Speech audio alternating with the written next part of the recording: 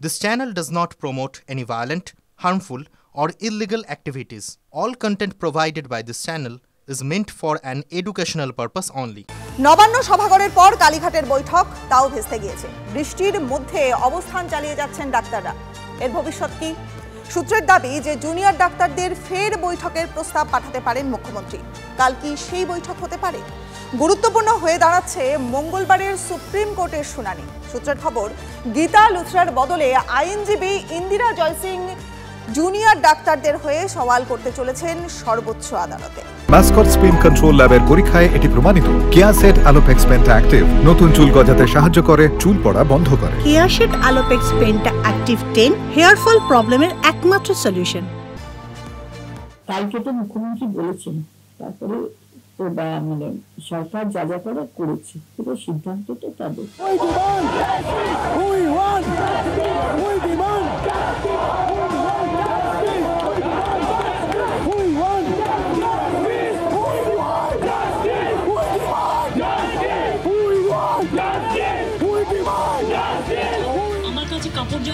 সরকার junior doctor টানাপোড়েন, দু দফায় আলোচনা ভেস্তে গেছে, পথে নেমে লাগাতার আন্দোলনও চলছে, কিন্তু তাতে আলোচনার পথ যে বন্ধ হয়নি সেই বার্তাই দিলেন জুনিয়র ডাক্তাররা।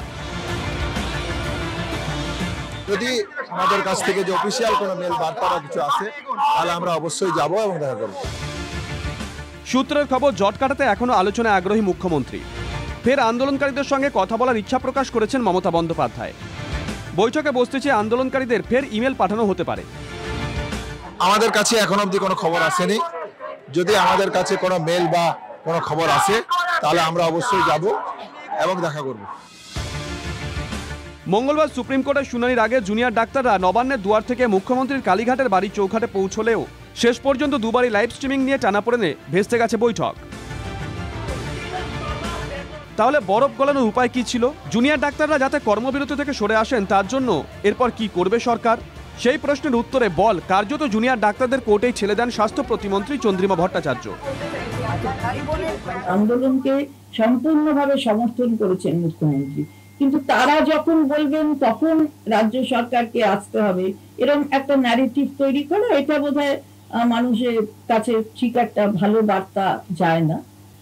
কিন্তু রাজ্য সরকার যে সবসময় এই ব্যাপারে সবসময় তাদের সদর্থক পদক্ষেপ নিয়েছেন এবং মাননীয় মুখ্যমন্ত্রী সবসময় তার এই ইতিবাচক ইচ্ছা প্রকাশ করেছেন, সে বিষয় বোধহয় কোথাও কারুর সন্দেহ নেই, জনসাধারণ সেটা নিশ্চিতভাবে বুঝতে পেরেছে। লাগাতার কর্মবিরতির মাঝে সরকারের ডাকে সাড়া দিয়ে শুক্রবার সন্ধে নবান্ন সভাগৃহে বৈঠকে যোগ দিতে যান জুনিয়র ডাক্তাররা। 5 দফা দাবি নিয়ে আলোচনা আর বৈঠকের লাইভ স্ট্রিমিং, এই ছিল আন্দোলনকারীদের দাবি। কিন্তু বৈঠকের সরাসরি সম্প্রচার হবে কিনা তা নিয়ে টানাপোড়েনে ভেস্তে যায় বৈঠক। এরপর শনিবার বৃষ্টি ভেজা দুপুরে খোদ মুখ্যমন্ত্রী পৌঁছে যান স্বাস্থ্য ভবনের সামনে জুনিয়র ডাক্তারদের ধর্ণা মঞ্চে। শেষবারের মতন আলোচনার আর্জিও জানান। আমার আবেদন করব, আপনারা বসুন, আপনারা আলোচনা করুন, পরে সিদ্ধান্ত নিন। আমার এটা লাস্ট চেষ্টা আপনাদের জন্য করে গেলাম। বাদ বাকিরা যদি আমার উপর ছেড়ে দেন, আপনারা জাস্টিস পাবেন, আপনারা ইনজাস্টিস হবে না, এটুকু আমি বলতে পারি। শনিবার সন্ধ্যায় মুখ্যমন্ত্রী কালীঘাটের বাড়িতেও যান জুনিয়র ডাক্তারদের প্রতিনিধি দল, কিন্তু বাদ সাধে সেই লাইভ স্ট্রিমিং বিতর্ক। দীর্ঘ টানাপোড়েনের পর জুনিয়র ডাক্তাররা যখন বৈঠকে রাজি বলে জানান, তখন আবার সরকারের তরফ থেকে জানিয়ে দেওয়া হয় দেরি হয়ে গেছে, আর বৈঠক সম্ভব নয়।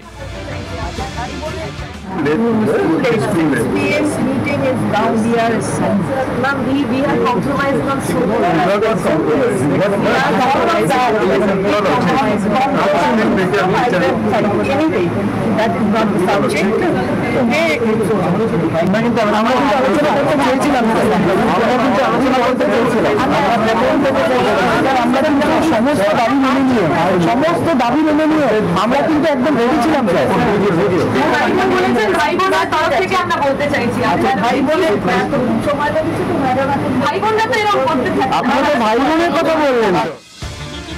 শনিবার সবার নজর যখন কালীঘাটের দিকে, সেই সময় খবর আসে তিলোত্তমা ধর্ষণ খুনের মামলায় সন্দীপ ঘোষ এবং টালা থানা তৎকালীন ওসি অভিজিৎ মণ্ডলকে গ্রেপ্তার করেছে সিবিআই। বৈঠক না করার নেপথ্যে তারই যোগসূত্র রয়েছে বলে বিভিন্ন মহলের দাবি।